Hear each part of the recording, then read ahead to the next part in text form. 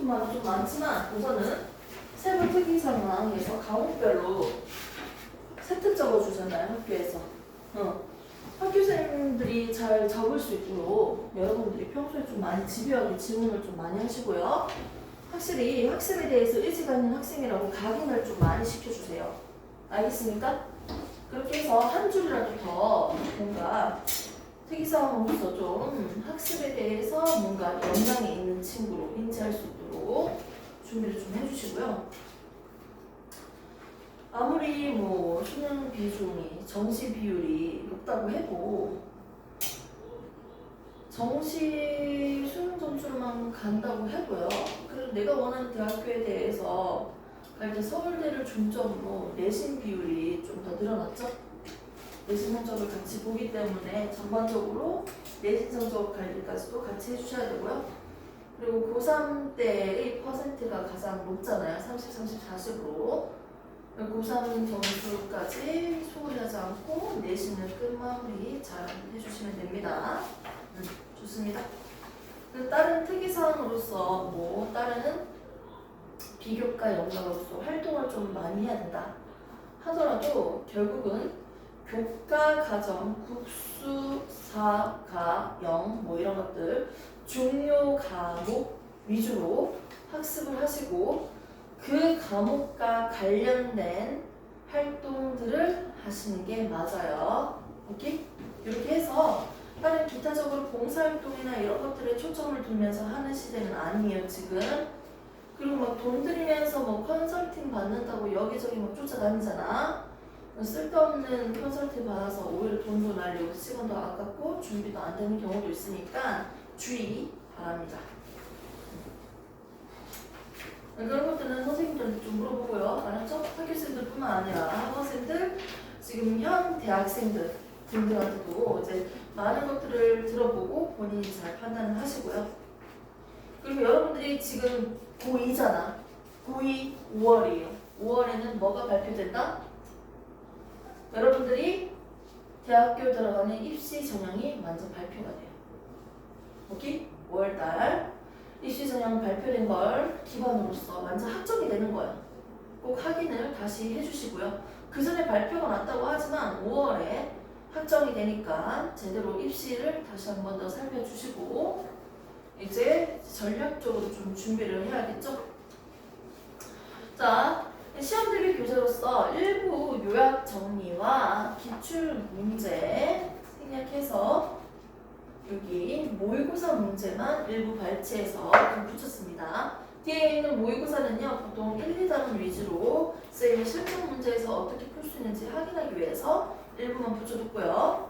지금 펼칠 내용은요, 신경계 파트 해서 호르몬 내용까지 오늘 좀 정리를 하도록 하겠습니다. 생각보다 속도감이 조금 있는 수업으로 진행을 할 예정이고요. 호르몬 내용은 기본적인 내용을 바탕으로 뼈대를 세워줄 거고요. 자세부리한 부분은 본인이 조금 더 학습을 충당하도록 할게요. 먼저 이 페이지를 보시면 신경계 그림이 나와 있습니다. 보입니까? 왼쪽에는 이제 스크립에 있는 걸 붙여놓은 그림이 있죠. 이 신경계 그림을 찾아주시고요. 페이지가 지금 잘 안 보이니까 이렇게 할게요. 사람 몽뚱아리 있고 표 나와 있죠? 요거 보시면 됩니다. 좋습니다. 신경계의 구성 해가지고 나와 있습니다. 네, 좋습니다. 지금까지 나를 푹 쉬었죠? 망토고 빼고는 쉰지 좀 오래됐죠? 이제 공부 파삭하면 되겠네요. 좋습니다. 뭐가 좋은지 몰라도 계속 좋습니다. 자, 지금 아이들이 좀 많이 없어서 좀 썰렁한 상태예요. 시간이 안 맞아서 못 오는 친구도 있고요. 그러니까 또 이걸 좀 활용하면 되겠죠. 자, 먼저 생명과학은요 1단원과 5단원까지 구성되어 있는 교재입니다. 우리는 이미 한 번의 시험을 지금 쳤습니다. 4번의 시험 중에서 1단원과 2단원 내용까지 해서 3단원 초입까지 걸쳐가지고 우리가 1차 지필을 쳤고요. 학교마다 조금은 다를 수 있지만 큰 차이는 없겠죠. 2차 지필은요. 자, 보통은 3단원부터 출발한다고 얘기를 할게요. 뭉뚱그려서 3단원부터 해서 4단원 초입까지도 나올 수는 있어요. 보통은 3단원 끝에 병원, 질병 해서 끊기는 경우가 있는데 약 3단원 정도가 2차 집필이라고 하겠습니다. 진짜 간혹 가다가 진도를 조금 적당하게 더 나가시는 학교를 위해서는요, 세포 분열까지는 진도를 뺄 수도 있습니다. 근데 보통은 4단원 내용을 우리가 뭐라고 하죠? 그 다음 1차 집필이라고 보시면 되겠죠? 나머지 5단원 앞에 있는 살짝 붙여서 더 내든지 아니면 전체적으로 시험을 치든지 등등으로 어떻게 2학기 2차 집필이 나올 겁니다. 그럼 여기서 우리는 점수를 가장 쉽게 받을 수 있는 단원이 사실 어디다? 1단원이었어요. 그래서 실질적으로는 생태계가 가장 쉽다고는 하는데 우리가 첫 도입부다 보니까 조금만 좀 암기가 잘 되어 있으면 어느 정도 점수가 잘 나오는 단원이고요. 그 다음에 생태계죠. 됐습니까? 그리고 가장 어려운 부분이 바로 2학기 이제 중간고사가 가장 점수 따기가 가장 힘들고요. 따기 쉬운 순서는 1등, 2등, 3등, 4등입니다. 그래서 이번에는 웬만하면 점수 잘 나오게 해놓은 상태에서 3단원과 4단원을 치는 시험 때 좋은 점수를 받아서 등급을 올리시면 되겠네요. 자, 킬러 문제는 총 5단원 중에서 보통 4단원에 있는 유전 문제로서 유전병까지 나오고요. 원래는 유전 가계도에서 문제를 많이 줬었는데 한 5년 전까지만 해도 여기서 킬러 문제가 다 나왔어요. 근데 유전병으로 갈아탔지? 여기 유전병에 대해서 약간 비율이 좀 높아지면서 거기서 킬러 문제가 좀 결합해서 나오고요. 유전 가계도. 자, 두 번째 중킬러 문제라고도 할 수 있는데요. 킬러 문제긴 하지. 그게 뭐다? 바로 8분극, 제분극 해서 활동 단위가 나와 있는 그래프 봤죠? 여기가 바로 중킬러 문제입니다. 그럼 나머지는 킬러 문제가 없나요? 없습니다. 쉬워요. 생명과학에서는요, 킬러 문제, 중킬러 문제 통틀어서 나오는 파트가 어디다? 유전에 있는 문제, 유전병, 유전의 가계도 그림을 통해서 문제 푸는 거 유추하는 것들. 그리고 중킬러 문제는 신경계 파트에서 활동점이 그래프가 그려져 있는 내용입니다. 그래서 이 부분은 사실 좀 더 학습을 좀 하고 문제풀이에 좀 적응을 하시면 전반적으로는 어렵지 않게 좋은 성적을 거둘 수가 있는데 작년 수능 문제를 봤을 때 좀 다른 탐구 영역에 비해서 생명과학 탐구 영역을 보면요. 글자가 빽빽하게 나와 있어요. 그래서 사실 문제를 해석하는 독해 능력이 좀 중요하게 볼 수 있는 거지. 아무리 내가 개념을 잘 기억하고 암기가 되어 있어도 문제를 해석하고 그 주어진 시간 안에 풀 수 있는 능력이 없으면 실수를 하거나 문제를 못 풀어서 틀립니다. 그래서 이 부분에 대해서 독해력에 대해서 좀 더 연습을 하셔야 되고요. 생명과학은 여기서부터 더 어렵게 내려고 해도요. 사실상 큰 난이도 차이는 없을 것 같아요. 자, 생명과학은 이런 식으로 출제가 됐는데 화학 같은 경우는 지금 진행되고 있는 난이도 조정이 어떻게 달라지고 있냐면 10몇 년 전부터 쭉 살펴봤을 때 처음에는 난이도가 높지 않았어요. 몰롱도는 사실 빠져 있었고요. 뒤늦게 몰롱도라는 개념이 들어왔습니다. 이 당시만 해도 내용이 되게 심화적으로 지금만큼 더 엄청 어렵진 않았고요. 점차적으로 수준이 높아지면서 어려운 고득점 문제들이 출제가 됐죠. 출제가 됐는데도 상위권 클래스 아이들이 너무 문제를 잘 풀다 보니까 여기서 출제위원들이 어떻게 문제를 냅니까? 시간 안에 풀 수 없도록 전략을 짜는 거죠. 시간 내에 풀 수 없도록 문제를 출제를 했어요. 그래서 어느 정도 한 3년에서 한 5년 정도는 이걸 유지하고 있었다고 난 봐. 근데 최근에 나오는 기출 유형을 보니까요. 전에 있었던 계속 나왔던 문제 유형의 틀을 벗어나서 몇 년 전부터는요. 좀 다른 방향으로 문제 유형을 바꿨습니다. 중요하게 생각하는 문제 유형이 변화가 일어난 거지. 이 기출은 웬만하면 최근에 풀었던 따끈따끈한 문제로 보통 푸는 걸 추천하시고요. 그 전에 있는 유형은 그냥 내가 학습을 하는 데 있어서 시간을 줄이는 용도로 사용하시면 될 것 같아요. 조금씩 변화가 조금씩 일어나고 있다고 생각이 들고 있고요. 지구과학이나 또 뭐가 있죠? 물리 파트가 우리가 있죠. 자, 물리는 우선 옛날 교육과정에서는 사실 화학 내용이 없었습니다. 그 선 스펙트럼에서 화학 내용이 겹쳐지는 내용이 없었는데 다시 추가적으로 들어가면서 정리가 된 시점이기 때문에 사실 1단원에 있는 역학적 에너지가 가장 어려운 킬러 문제가 되고 여기에 있는 연력학이라는 내용도 없다가 붙인 거예요. 이게 사실 생소한 개념으로서 인지되기 때문에 좀 난해한 내용으로 받아들여지고 뒤에 있는 건 그닥 어렵진 않습니다. 상대적으로. 지구과학 같은 파트는요. 여러 파트가 있는데 우리는 1권, 2권, 3권 총 3단원으로 나눠져 있는 느낌이죠. 그래서 보통 점수만 잘 나오려고 하면요. 생물이랑 화학을 생물이랑 지구과학을 공략을 하시면 됩니다. 점수만을 위해서는 시간을 단축하기 위해서. 근데 이걸 가기 위해서 꼭 필요한 게 뭐냐면 학습이 좀 더 완전해야 돼. 실수가 없어야지만 이쪽으로 가셔야 돼요. 등급 따기가 조금은 난해하기 때문에 자, 이 정도로만 합시다.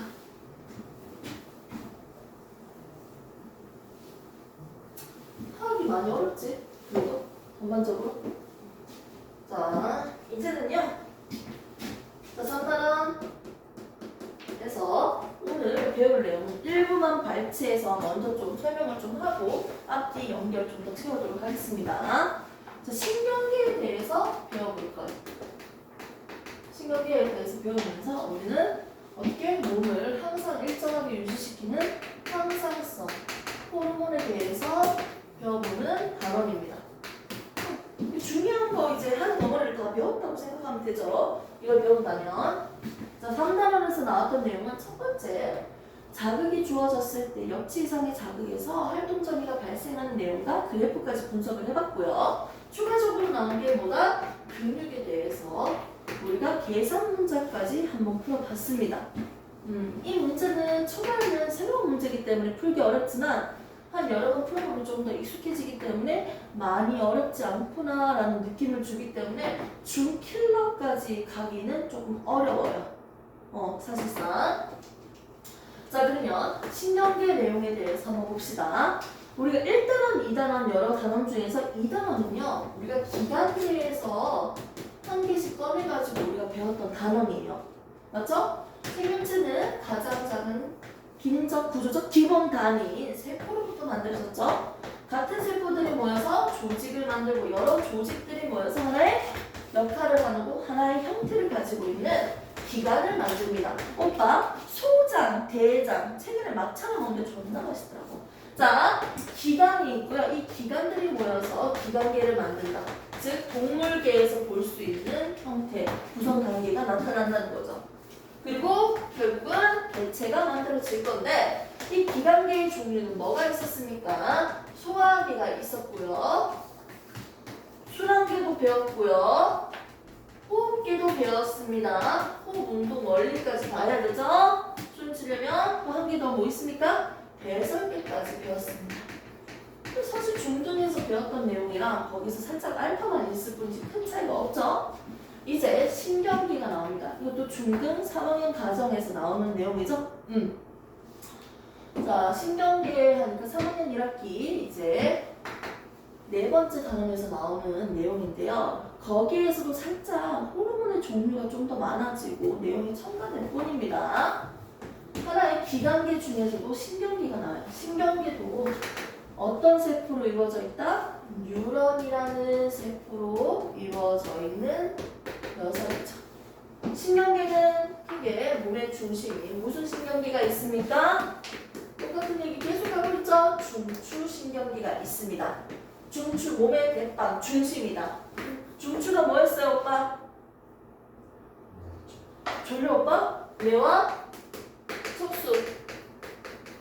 오케이? 중추 말고 나머지 친구들이 있었죠. 이 친구들은 뭐라고 했어요? 말초신경이라고 했습니다. 됐습니까?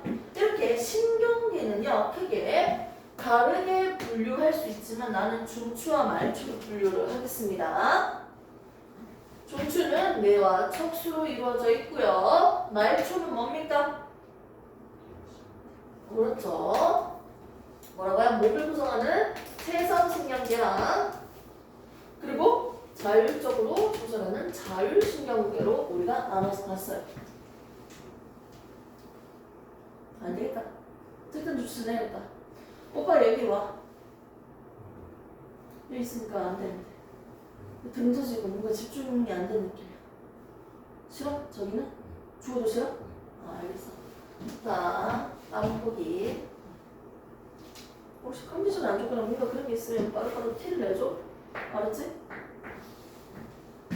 멘탈 상승을 위해서 내가 해줄 수 있는 것도 있으니까. 알았지?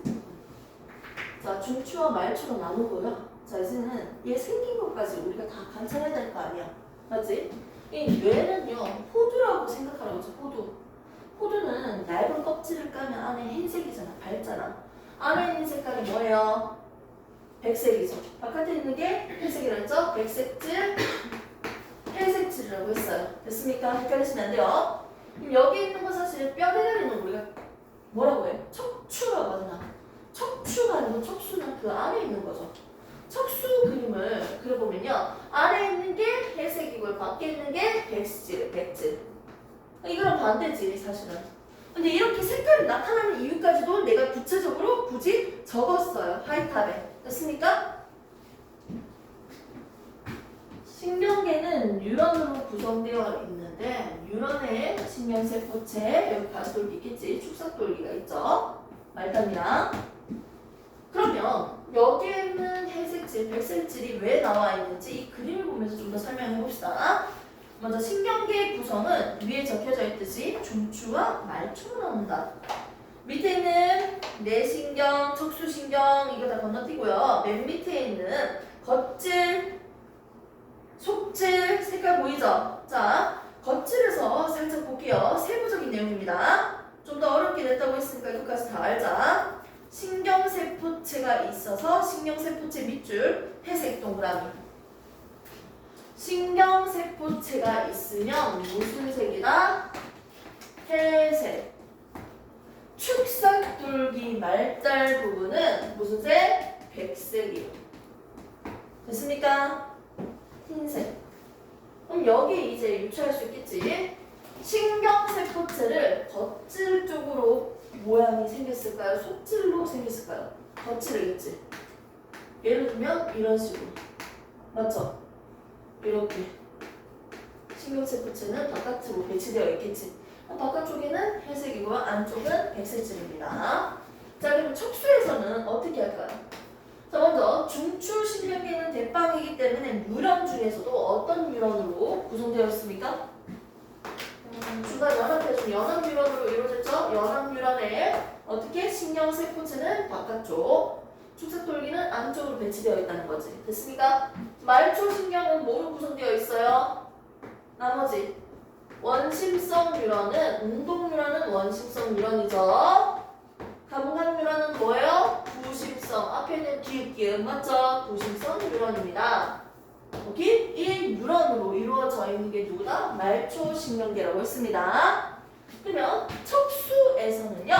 바깥쪽이 축삭돌기죠. 안쪽이 신경세포체로 구성되어 있으니까 색깔 배치가 이렇게 나온 거예요. 됐습니까? 이렇게 보시면 됩니다. 오케이? 색깔 구분까지 꼭 해주셔야 돼요. 그 상태에서 조금 재밌는 소재가 나오네요. 먼저 뇌신경과 척수신경으로 나눠서 볼 건데요. 딱 그림을 딱 보셔도 뇌보다 척수 라인에 신경이 졸라 많아요. 뇌신경은 12쌍이라고 적혀져 있죠. 책 보시면서 하면 돼요. 그런데 척수는요. 지금 몇 쌍이다? 31쌍이요. 오른쪽 왼쪽 31쌍. 31개씩이니까 2배겠네요. 됐습니까? 그런데 여기에서 또 한 단계 더 가봅시다. 운동 뉴런. 원심성 뉴런은 전근이에요, 후근이에요? 앞에 있어요, 뒤에 있어요? 앞에 있어요. 운동 앞으로 하니까 전근이라고 외우라고 합니다. 배 쪽이라고요. 그리고 감각 뉴런, 구심성 뉴런은 등 쪽입니다. 후근입니다. 후근. 뒤쪽에 있습니다. 됐습니까? 근데 여기에서 살짝 궁금한 점이 있죠. 그러면 감각은 뒤로 하고 운동은 앞에 가 있나요? 이게 뭔가 좀 이상하지 않아요? 이게 무슨 뜻이냐면 뉴런은 전체적으로 깔려져 있는데 뉴런이 나오고 있는 곳의 방향이 전인지 후인지의 차이인 거예요. 그래서 배 쪽과 등 쪽으로 나눠서 봅니다. 배 쪽은 앞이고요. 얘는 뭐다? 원심성 뉴런. 그리고 등 쪽은 감각 뉴런, 구심성 뉴런. 이렇게 나눠서 구분한다는 거죠. 됐습니까?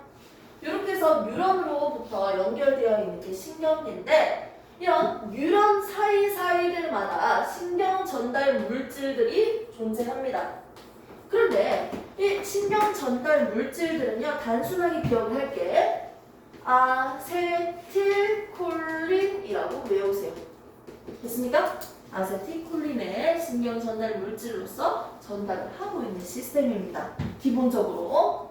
근데 여기서 우리가 자율신경을 했을 때 흥분하는 형태는 교감. 상대적으로 릴렉스, 안정한 상태는 부교감이라고 합니다. 화가 났을 때 이 상태는 우리가 교감이라고 하죠. 교감 상태에서는요, 동공이 확장합니다. 검은 색깔, 빛이 들어간 통로. 동공은 확장. 얘는 축소. 방광 같은 경우는요, 오줌이 모이는 곳이죠. 확장. 축소. 좀 약간 생소하게 느껴지는 것 때문에 체크해서 흥분이니까 심장도 빨라지고요. 호흡은 빨라지겠지 뭐. 침 분비 바짝바짝 마르잖아. 빡쳤을 때 입이 바짝바짝 말라요. 너무 이쁜 공주가 내 앞에 있어. 소개팅을 나가는데 너무 이쁘니까 어떻게 돼? 남자가 물을 계속 마시잖아. 침 분비, 소화의 분비 억제가 됩니다. 입이 바짝바짝 말라요. 긴장하면서. 그래서 침 분비, 소화 분비 억제들이 적혀져 있는 거예요. 교감 상태일 때 됐습니까? 이렇게 보시면 됩니다. 이렇게 교감과 부교감일 때의 뉴런에서 나오는 호르몬을 한 번 더 살펴볼게요. 맨 끝에 있는 뉴런에서 딱 두 개만 떼가지고 그림을 그립니다. 축삭돌기에서 마리집의 형태는 그리지 않고요. 그냥 단순하게 그릴게요. 자, 외우는 방법 다 똑같죠? 좋은 건 주워서 써야지. 맨 끝에 있는 뉴런 두 개만 떼서 봤을 때 앞에 있는 뉴런의 길이가 길어요. 그러면 이게 뭐다? 글자가 기니까 부교감 됐습니까? 앞에 있는 뉴런이 길이가 짧아요. 얘는 뭐다? 교감신경. 이렇게 보시면 됩니다. 다 모든 분비되는 신경 전달 물질은 뭐다? 아세틸콜린이라고 외웠는데 교감신경 말달 부분에서만 어떤 호르몬이 있다? 아드레날린이라는 흥분시키는 호르몬이 분비된다는 거지. 교감. 됐습니까? 노르에프네프린이라는 명칭으로도 쓰기도 하죠. 아무튼 아드레날린이 분비된다. 이렇게 보시면 돼요. 내 신경은 12쌍이나 있네. 12쌍.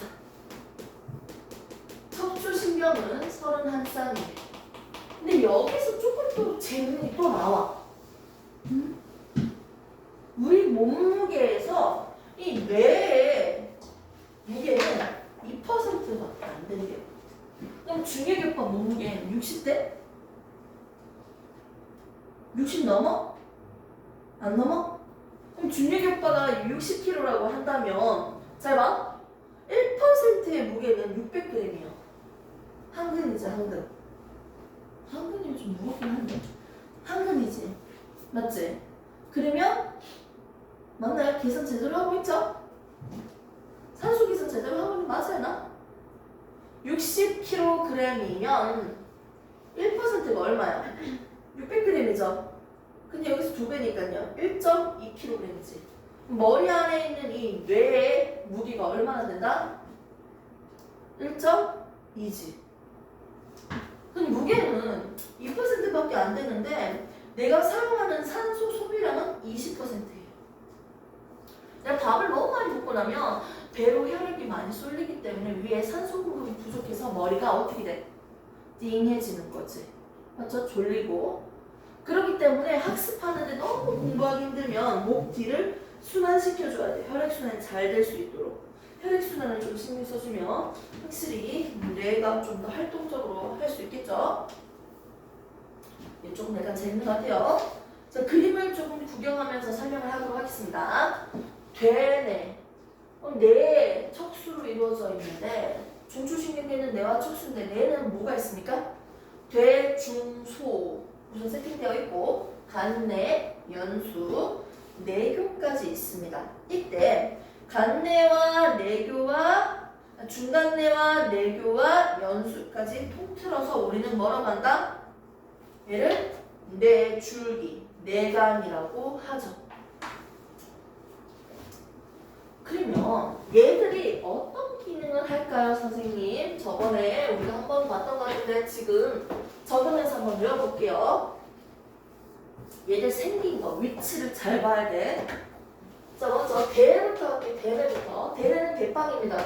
어떻게 보면 차지하고 있는 양, 부피가 가장 크네요. 뇌 중에서 고등 정신, 학습 능력 많은 것들을 결정하죠. 대빵이니까. 끝. 두 번째, 중간뇌라고도 하고 중뇌라고도 하죠. 얼굴의 중간에 있는 건 눈을 조절하는 대빵이죠. 동공반사, 검은색이 커지고 작아지는 것들 중추가 되겠네요. 중간뇌가. 그 다음에 누구입니까? 소. 얘는 운동 능력과 관련되어 있습니다. 그 다음 뭐예요? 연수하고요. 간뇌까지 한번 해볼까요? 자, 간은요. 이렇게 얘기하면 안 되지만 속 쓰려요. 술을 먹으니까 해독해주는 건 누굽니까? 간에서 분해시켜주죠. 몸의 항상성을 일정하게 조절시키는 역할을 하기도 하네. 한편. 자, 기능이긴 하지만 간뇌는요. 어떻게 몸의 항상성을 조절시켜주는 대빵이다. 중추이다. 지금은 대빵에 대해서 우리가 분석하고 있는 거야. 이마들이 대빵으로서 호르몬을 만들어서 직접 분비하기도 하고 조절시키기도 하고 자극을 주기도 해요. 자, 항상성. 이렇게 몸을 체온 조절, 혈당 조절, 이 많은 것들을 조절하기 위해서 필요한 항물질이 있어요. 그 물질을 우리는 호르몬이라고 하죠. 결국은 이 호르몬을 분비하고 자극하고 조절하는 대빵은 누구다? 바로 간뇌라는 거지. 됐습니까? 자, 연수는요, 입 근처에 있는 반사입니다. 재채기, 하품, 침분비 등등 있죠? 이런 딸꾹질, 이런 것들이 바로 연수고요. 됐습니까? 입 근처에 반사, 그리고 호흡 운동. 심장박동이 빨라지는지 느려지는지, 호흡이 가쁜지 릴렉스한지, 이게 다 연수가 대빵입니다. 자, 그러면 궁금한 게 있는데, 왜 심장은 빨리 뛰어야 돼? 우리 막 달리기를 하는데 왜 빨리 뛰어? 왜 빨리 뛰어야 돼? 뭐가 필요합니까? 산소를 많이 써서 산소가 부족하고 이산화탄소가 너무 많아졌으니까. 맞지? 산소를 많이 받아야 되는 상태니까 더 빨리 혈액들이 순환해야 돼요.